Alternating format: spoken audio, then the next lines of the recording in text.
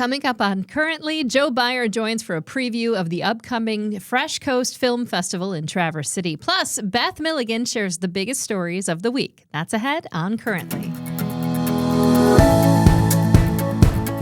Welcome to Currently, where we discuss some of the top local stories directly from the journalists who are covering them. I'm your host, Crystal Frost, and this podcast was recorded on Thursday, February 12th. Justin Verlander is coming back to the Tigers. Yes.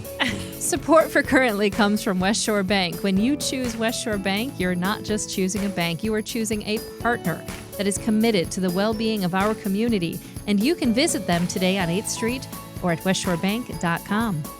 Support also comes from Old Town Playhouse, where community comes together in downtown Traverse City, and find out all about their upcoming shows, including Misery, starting this weekend.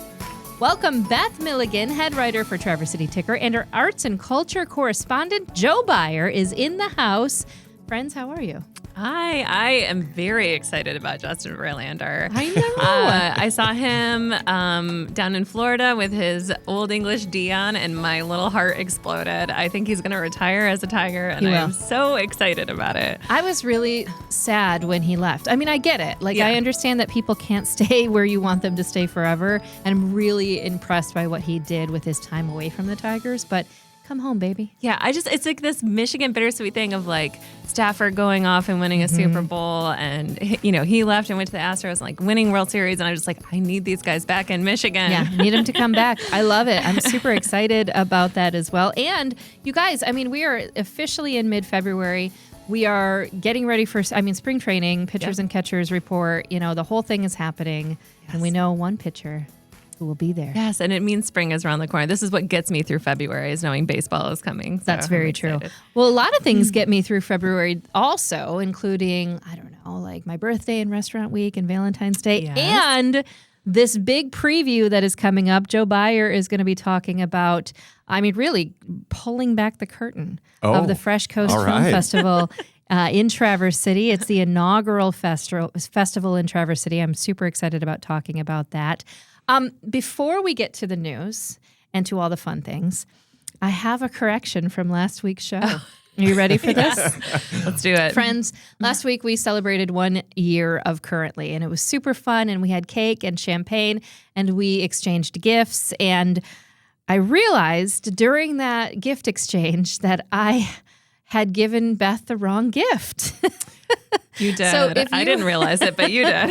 If you recall, I had asked our friend Shelly Taberski, who has a really cute little shop called Whiskey Birds. She makes this delightful little art. And she uses stones and beach glass and things from right here in northern Michigan, and she makes this beautiful stuff. And I had asked her to make something for Beth.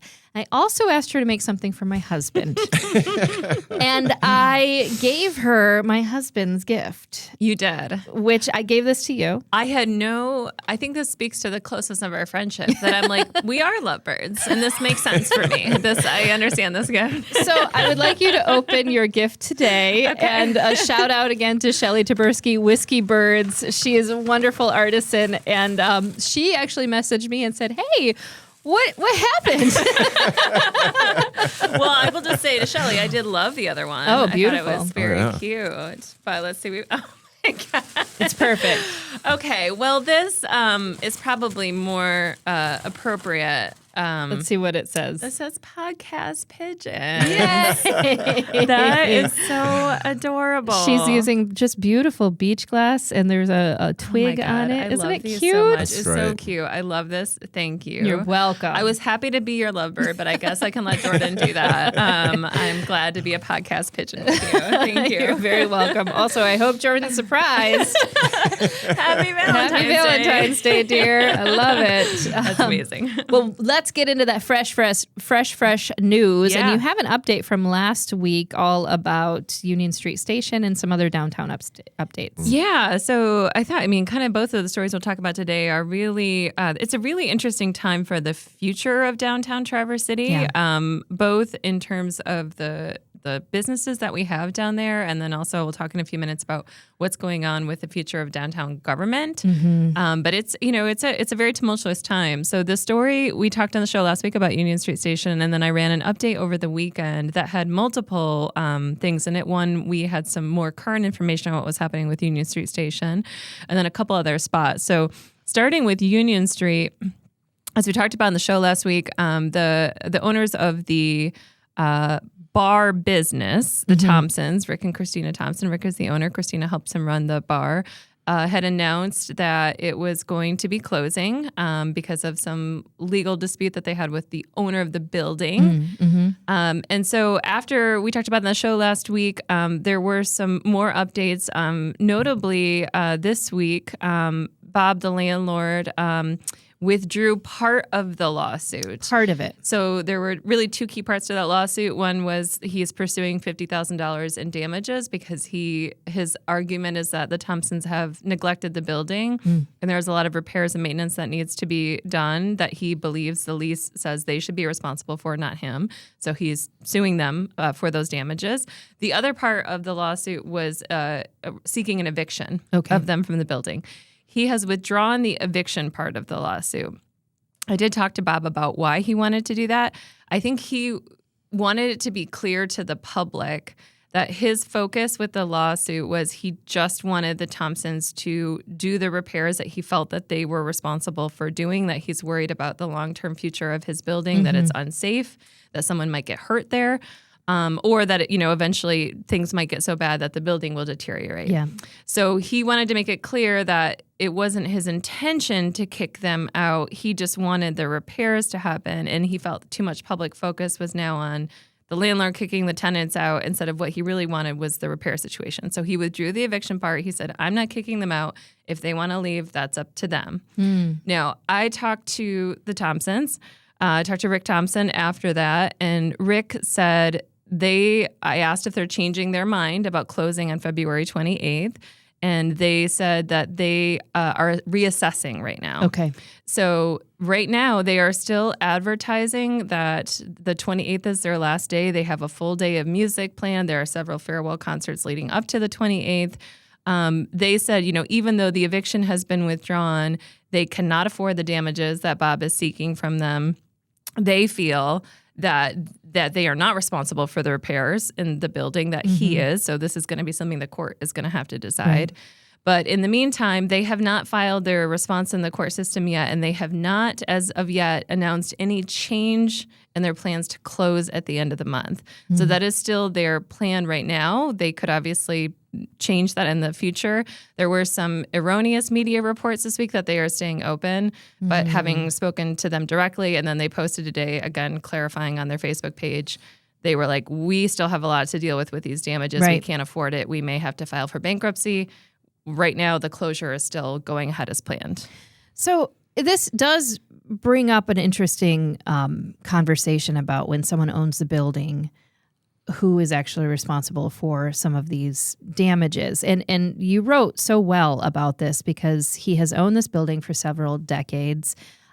Usually the landlord is responsible for, maybe some kind of big things when it comes to plumbing and heating and, if a furnace goes or something like that.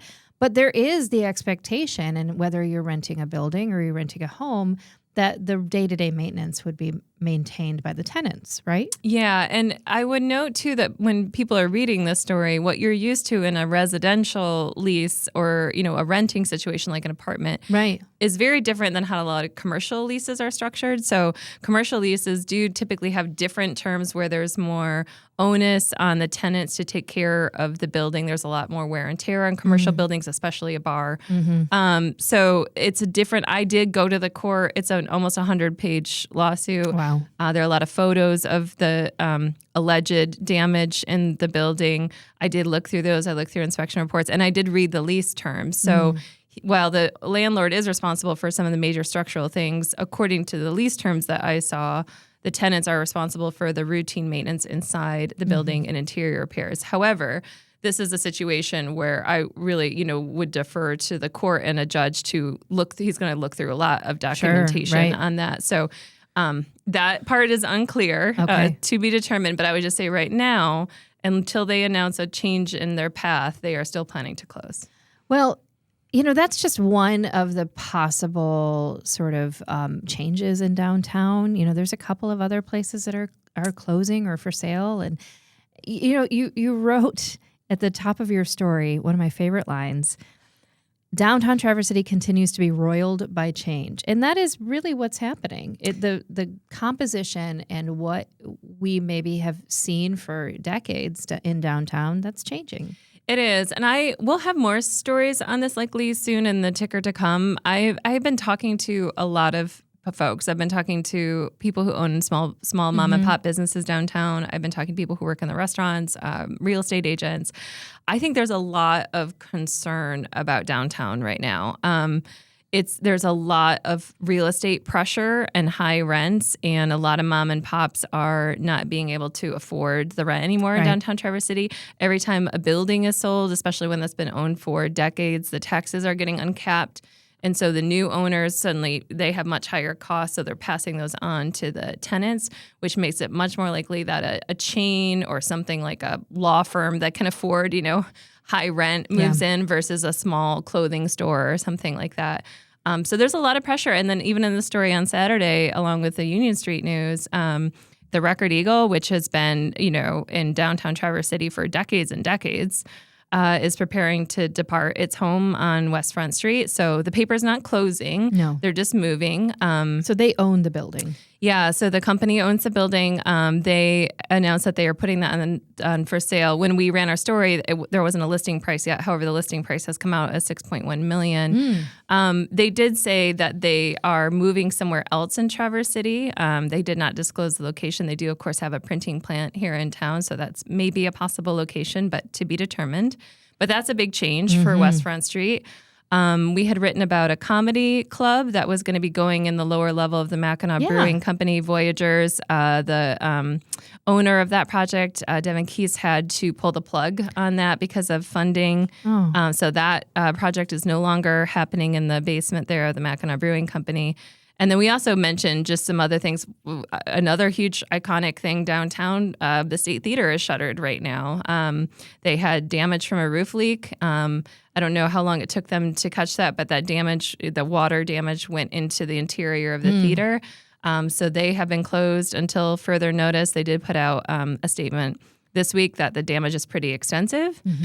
So we don't know what's going to happen with the State Theater. So that's another one. Wow. So just a lot of, and we also mentioned, this wasn't a closure, but Enclave 201, which is on the corner front and cast there, is rebranding to a new concept called the Pretty Penny Steakhouse.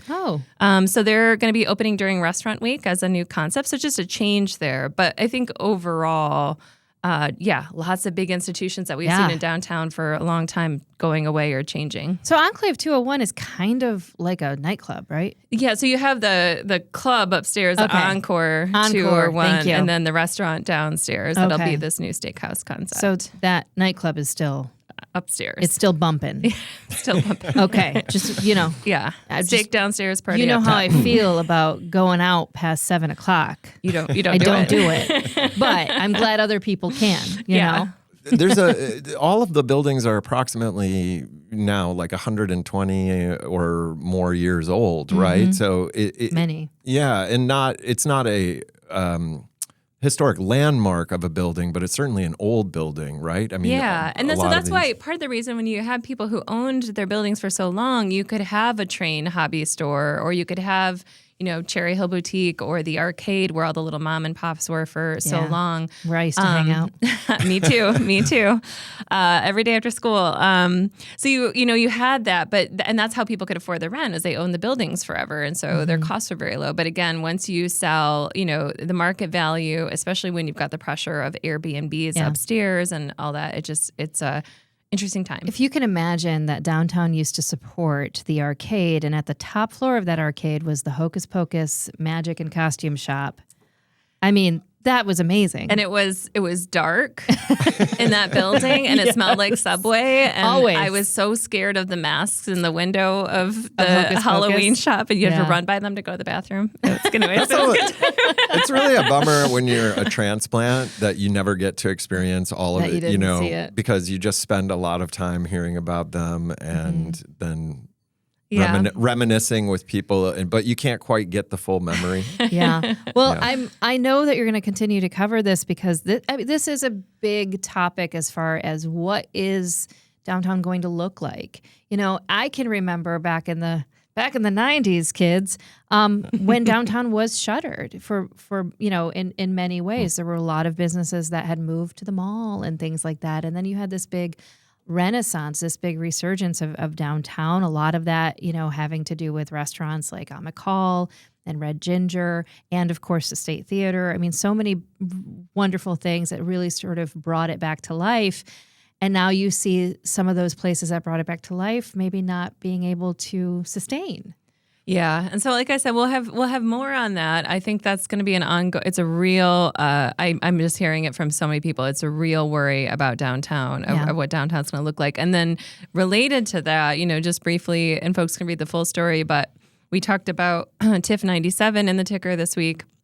That's one of the two main funding sources for the DDA for downtown. So you have the Old Town TIF and then TIF 97. Right.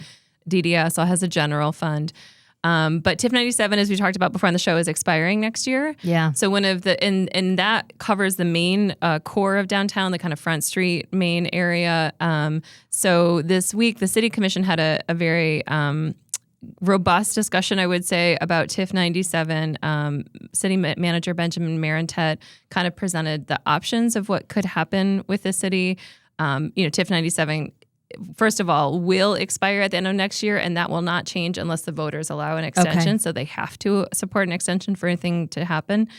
If it goes away, there's a funding impact, not just for downtown. I think when most of the times when I write about TIF, I see a lot of focus on the DDA, whether people think we need the DDA or not, Right. whether downtown is okay or not. But what Benjamin was saying this week is this does not just affect the DDA, it affects the city.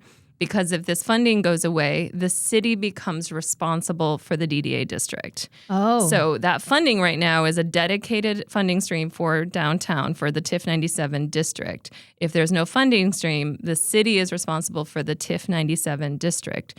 So all of your street maintenance, sidewalks, the public repairs, stormwater, that becomes the city's responsibility. So it'll get some additional funding that used to be captured by TIF 97, and it goes into a city pot, and the city could say, well, we want to spend it in this neighborhood instead, which is typically what the advocates of it going away want to see. They want to see the money spread out among all the neighborhoods. Yeah.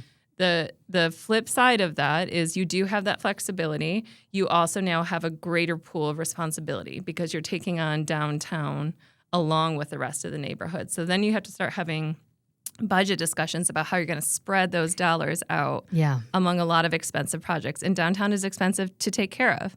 So that was one thing. They have options. They could extend it. They could reset it.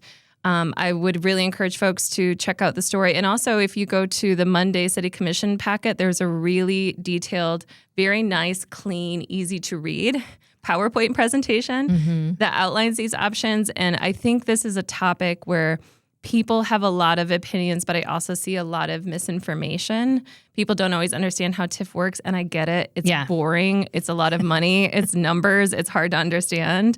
I do think the packet on Monday presented it really clearly and well, and I tried to do that in my story as well, of the different options. So just doing a little research, because this will likely be coming to you as a voter if you live in the city next year, or even potentially, I think, probably this fall. So it's good to keep an eye on.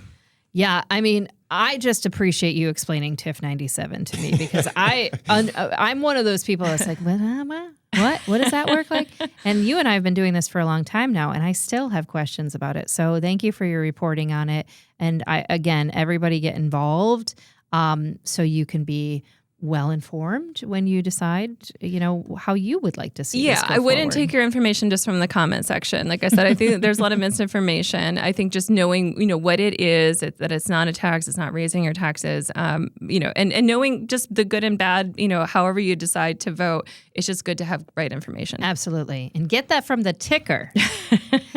All right, friends, we have a word for our lead supporter, the wonderful West Shore Bank. And I can't believe it's already time to start planning for spring break, baby, between travel activities and new gear. And all those little extras, those costs add up fast. And that's why I want to tell you about a new feature from West Shore Bank.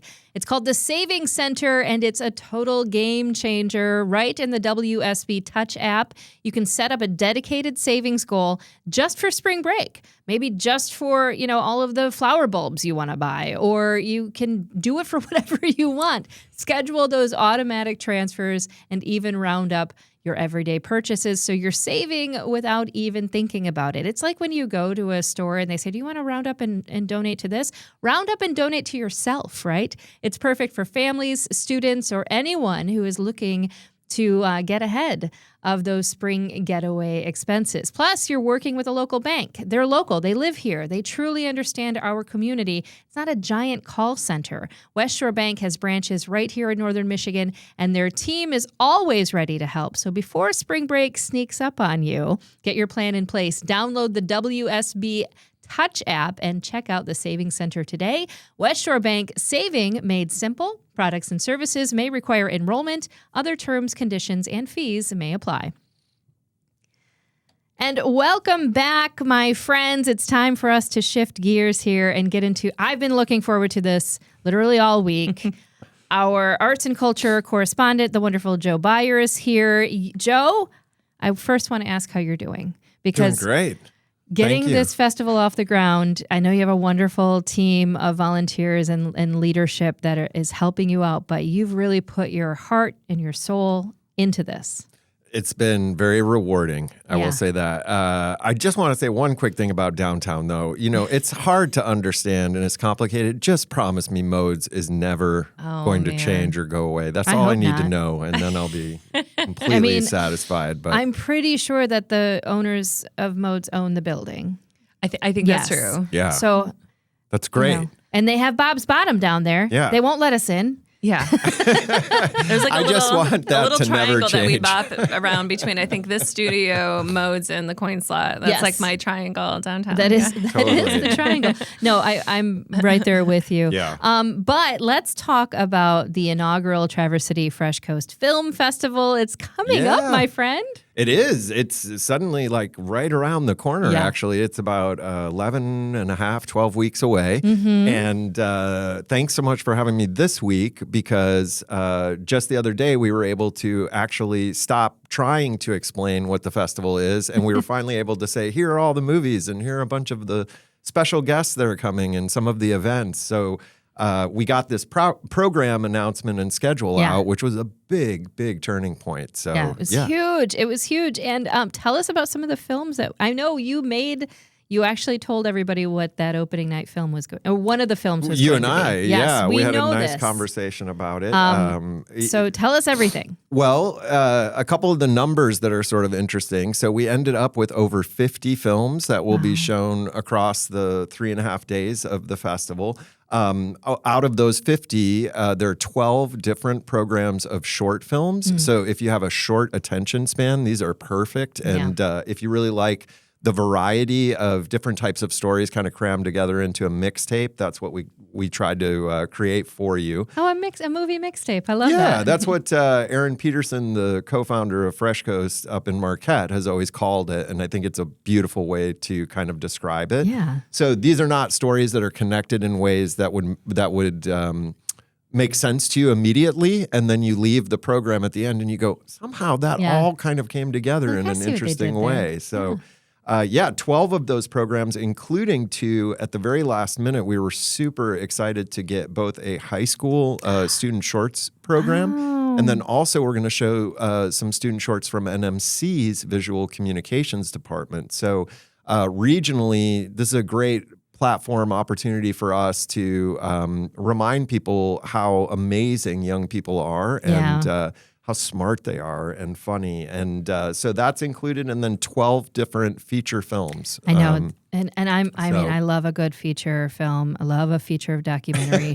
Even I've said this before, and it's 100% true, even a bad documentary, and we have none in this program, but even a bad one will teach you something, which is why you always want to watch documentaries. I'm really excited about a few of these, and I know we can link this, so people can go check it out themselves. how do you get to all these movies? Like, tell me, in your opinion, like, if someone is like, yes, I'm going to be at every film that I can be at, like, should you just scroll through and whatever like really grabs your attention, that's when you're like, yep, buy a ticket? Oh yeah, that's the best way, is instinctually. And a lot of the screenings, almost all of them, are showing twice. Oh, nice. So there are 2 different opportunities to see almost everything. Definitely, whatever piques your curiosity, I think that's a great sign. And then if your friend or somebody in your family wants to take you to something else that interests them, you should totally go and be completely willing, because some of those experiences are often the things that I hear from people were the most meaningful. Yeah. Yeah, and even we announced the program on Monday, and believe it or not, on Tuesday, we found out that we're going to be showing the 2026 U.S. documentary grand jury winner from Sundance, which just ended a couple brief weeks ago. The bear one, right? Yeah, it's called Nuisance Bear, and it's going to really, I think, kind of blow people away. The photography, this is a movie that gets up close and personal in a way you can't even describe, with polar bears that are right on the edge of our society, and so that inherent conflict of how we respond to their needs and how they work around us is the kind of theme of this, as is our ageless relationship with nature and animals in particular in indigenous cultures. So this takes place up in Manitoba, and I think people are going to really dig it. So, and we've had connections to nuisance bears in our area. Yes, we have. We had the Meyer, the famous Meyer bear. No, I love that bear. And we've had a couple of bears that have been treated in Central Neighborhood before. So I think this is like a film that people will understand, because we do have bears in our area. But to get it right off Sundance for a Michigan premiere for Fresh Coast is really exciting. And there were a few. Yeah, I think there were a few that kind of stood out to me that I think folks will be interested in, like special events. I mean, there's lots of films that are like, if you like water, there's like lake blocks, like there's bike, there's just all kinds of things if you're in the outdoors. But some of the kind of special events, showing A Two-Hearted Tale, which is about Two-Hearted, the famous beer that everyone loves from Bell's Brewery, and that iconic like trout label. So the artist is coming to the festival with the filmmakers to kind of, so if you're into that, and there's also a sneak peek of a new series called Beer City USA as part of that program. Yeah, that's great. The artist has a huge cult following. His name is Ladislav Honka, and he's shown his work all over northern Michigan. I even found out it looks like they have a piece or two in the Denos collection of his. Fantastic. And so people have gotten that beer label and his artwork tattooed on them. They're so in love with it. So, I think it's definitely one of the most recognizable labels that we know. But and then also, having, I think what's cool, what I always liked about Fresh Coast and Marquette that I think will be hopefully cool in Traverse City is like, it's not just the screenings, it's like these experiences, it's the outdoor tours in between screenings, which are going to be announced in March. There's a partnership with Hearsay to do kind of adventure-themed storytelling during the festival. I know IPR is a partner, so they'll be, doing a Points North podcast listening party. We've had, obviously, Ed and some of our IPR friends on the show before, and then it's Fresh Coast's 10-year anniversary this year. So having the 3 festival founders all come for a conversation moderated by IPR. There's just lots of great different things for everybody. One of the films is Michigan Skiing Legacy, which I've been watching a lot of the Olympics, and I've been talking a lot about the Upper Peninsula and how influential they have been for a lot of professional skiers and snowboarders. Yeah. The filmmaker is actually from the region. His name's Ryan Bush, who made Michigan Skiing Legacy, and he was a recipient of a Making Waves filmmaker grant when he was a little younger, working on this project from the Marquette Fresh Coast Film Festival. So he's coming. I especially with people talking about Hickory Hills lately and sort of this legacy. Yeah, exactly. I think it'll be really great conversation.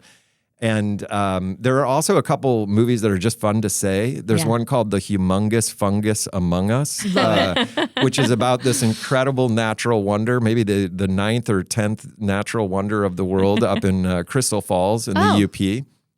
and a kind of detective story about how that was discovered and the effect that it's had on the community, which, as you can imagine, has been kind of funny and fun. And then some really wild stories. There's one called Snail Hunters that I think people are going to really love. That was probably my favorite one of the Marquette Festival. Yeah, snail is not something that you usually think that too much about. And this documentary helps you see the snail in the tree of life and follow these scientists from the University of Idaho that go all over the world trying to search and study these snails. So it's not at all something that I thought would be riveting, but it's fun, it's funny, adventurous. Yeah. That's definitely one of my personal picks. And, there's still, as you said, 11, 12 weeks to go. So I know you're still working on a lot of stuff. Your whole team is working on a lot of stuff. What about volunteers? You need volunteers? Yeah. We have an amazing volunteer director of volunteerism named Rachel Ratliff, who's been helping us so much kind of organize all of the offers of support that we've been receiving. We're particularly interested if anybody is available on May 1, 2, or 3. Those are the 3 main days of the festival. You can get a festival pass so you can go watch other films. Nice. You're invited to the parties in the evening if you volunteer. Some other surprises, food and drink that people have donated that we'll have for volunteers. So if you like being out in the event around a lot of people, we definitely have some jobs for you. That's so great. And I did want to say, just before I forgot, that the combination is not just the films. We're trying to bring as many of the filmmakers and subjects from the documentaries here. So we already have over 20 filmmakers from around the Midwest that are going to be here. About 41% of all the filmmakers in the program come from Michigan, which is amazing. And then about 30% come from the greater Great Lakes area. So a lot of people in our program from Minnesota, from Wisconsin, Ohio, even a couple from Canada. Yeah, and I think the volunteer thing is important, and anyone who wants to get involved should, because I'm also volunteering and helping out with the festival. And this is an entirely volunteer-run festival. There is not a single staff person. This is all people giving of their time, not taking a penny, including Joe, who's probably working 70 hours a week on it right now, just for the love of doing it for Traverse City. So. I think what has been exciting about being a volunteer and seeing other volunteers is just that it feels like a good community project. It's fun to meet with people. People are just doing it for the love of the festival and for doing something cool in Traverse City. And I would love to see more people join that team, because we're all doing it together, just again for free, because we love it and want to bring it to Traverse City. It is community based. It's community focused and community led. And that is so special, I think. And exactly the way that it was born up in Marquette. Yeah. It's precisely in that same spirit. The co-founders, all the first volunteers that had to come together, and rally to get it done. It's very much, I think, in the same fresh coasting spirit. And to get passes, I also want to point out, too, that you're doing day passes right now. So people can just skip around to different movies. As they'd like to. The price point is really doable. That was by design, right? Yeah, it's $30. So we had a $25 early bird special on the all access weekend passes, and smart people, out there got them, so they sold out. And then the weekend passes were $75. Yeah, those are sold. Sorry, but it's about $25 a day is where we started, and now we just added a small increase, which we had planned for. So they're $35 a day now. But still, for the entire day, you can see a lot of films for $35. Each day has a 10 a.m., 12 p.m., and 2 p.m. block, plus an evening event at the City Opera House, which we know we have some great films coming with listers on Friday and something special to be announced soon for Saturday. And then also there's a party each night, and if you have a day pass for that day, you get into the party each night. So for $35, you get all of that. Yeah, do it, buy them all. We're trying to make that easy, and we'll find out from people if that was the right sweet spot. So far, so good. Especially as the program got announced, it's fun to watch the tickets now for an individual film. I can kind of see, oh, wow, 4 people just bought tickets to the so-and-so, and I'm like, I get a can't little wait to giddy. meet them. I Yeah. can't wait to see them. But if you only have time to see, one or two, we do have there are individual screenings, and those are just 10. Or you can buy a ticket just to the big City Opera House show at night for 20. But the other thing too is just to make it as accessible to as many people as possible. The opening night is free. So if you, are just on a tight budget right now, or you want to bring kids or something, the opening night screening is at 7:00 at Elevate in downtown Traverse City. That's going to be so cool. It'll be a very cool venue. It could get full very fast. So the good news is we also have 6 different art house theaters across northern Michigan are going to be showing the same program that Elevate has for free in those different communities. Wow. So you can go like out to the Bay in Sutton's Bay, or to Elk Rapids, or the Garden, Nice. the Charlevoix Cinema, Lyric Theater, Manistee, the Vogue. So those will all be at 7:00 April 30th for free. So you can go check it out in your backyard. That's such a cool thing. I mean, It's nice. how cool that they're all going to be like starting together. Yeah. Put your rings together. Yeah. I didn't say, but Fresh Coast, you've said well that Fresh Coast it's a film festival that's kind of unlikely because it's about, nature and things like that. And so the 3 conservancies in the area are making that possible for us to make that free at all of the regional art house theaters. So Grand Traverse Regional Land Conservancy, Leelanau Conservancy, and Little Traverse Conservancy that's so all great. together made that happen. So very big thanks to them. I'm super excited. How do people get tickets? Buy all the tickets. That's the first Buy thing the I'm going to tell you. tickets. Buy the tickets. But how do they do it? Is it best to do it online? Where do you go? Well, I would recommend, if it really interests you, grab them now, because we did sell out on those all access weekend passes. So tc.freshcoastfilm.com.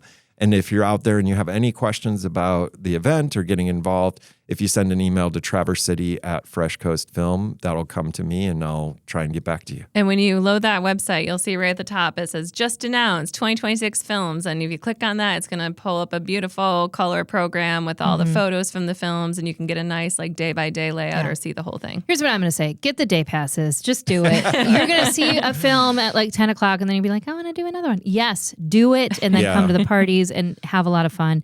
And it's $35, and it would be nice to see those sell out too, right? Yeah, I think we will. It's been great. And I just want to say to the community, thank you so much for, embracing the idea of Fresh Coast, to the Marquette team for letting us do this. And it's a great experiment, and everyone has been equally excited to see how it goes. So thanks for... Well, I'm jazzed. Yeah. We're going to put you to work, I think. I know, I'm working it, but it's okay. I get to watch movies. I mean, that's a pretty great job, right? Yeah. It's there are Not worse bad. volunteer gigs. I think that's a good one. When you get to sit down and watch a movie and also give your time to a really, really special. There's something about this festival that I just think is so special and so unique. And it truly does get the community involved in a way that I don't think we've seen before. So fantastic stuff, Joe. Thank you so much. And we are going to be talking a little bit before we go about what we're looking forward to. And Joe, I don't want to steal your thunder, buddy. So I'm going to start with you.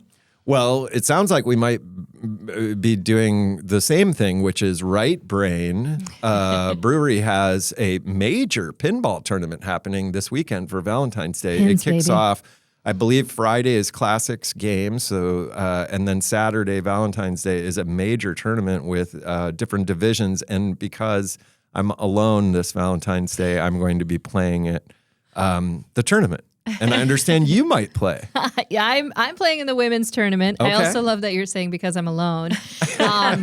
You're not alone, because I happen to know your Valentine, who is going to be playing in it too. No, I'm not. That's why he is alone. What? Yeah. You're gone? I am. It's okay. I might play we might on Friday when this airs. I might play the classics tonight. But I'm going to Chicago this weekend. What? I'm really excited. I am taking my niece and going with my sister to Chicago. It'll be my niece's first time in Chicago. We're going to see the comedian Josh Johnson. Oh my gosh. At the Chicago Theater, and my niece is an incredible artist. I'm going to take her to the Art Institute of Chicago for her first time. So we're doing a little sister trip with the niece. Oh, that's this fun. weekend. Yeah. That's so much fun. Also, good, I don't have to beat you at pinball. Yeah. So it's all friendly. I can. I I'm wish you I'm guys good sad luck. you're coming. You're not coming. Yeah, exactly. I've got some big weekend plans. We are doing the Home Builders Expo. It's actually Saturday and Sunday at the Grand Traverse Resort. And you guys know me well enough to know that I always have a project going on at my house. Like, even if it's just in my head, there's always like, oh, I should do this and I should do that. And when you go to the Home Builders Expo, you can meet with a bunch of people who can tell you what you're dreaming. Like, okay, kid. And the other ones that are like, yeah, that's realistic, So I love to do that. We're going to do that. Plus going to play in that pinball tournament. And my husband is taking me out for a lovely Valentine's dinner at the Borough. Ooh. So that'll Your be fun. lovebird. My lovebird. my other lovebird, Beth. Yes. I would have taken you to a more expensive restaurant, but that's okay. No, I'm just kidding. Actually, I love the Borough. The Borough is great, and that's a lovely spot. I'm just giving Jordan a hard Jordan time. and I have, we love the Borough. Also, Jordan knows me so well, so our reservations are at like 6 o'clock, which is so good because I'm like, I want to be in my pajamas by like 8 o'clock. That's a thoughtful reservation. It is so there. thoughtful. That sounds lovely. I hope you guys have a great time. Yeah, and I hope you guys have a great time too. I did not realize you're going to Chicago, but okay. We'll celebrate a little bit early. That'll be so much fun. All right, thank you to Beth Milligan and Joe Beyer for another great episode of Currently.